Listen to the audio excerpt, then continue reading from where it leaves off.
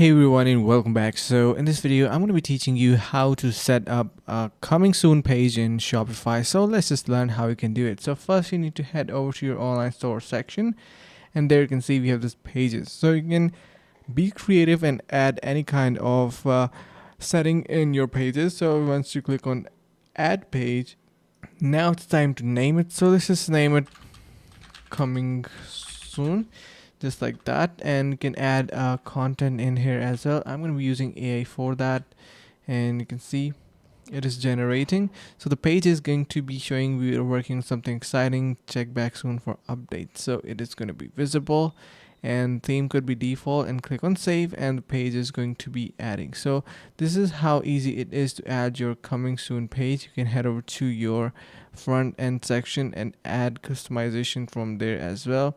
So you can see uh, this is the store that is currently visible, but if you jump on to the page, this is how it is going to be looking. So you can see coming soon, and yeah, this is how simple it is.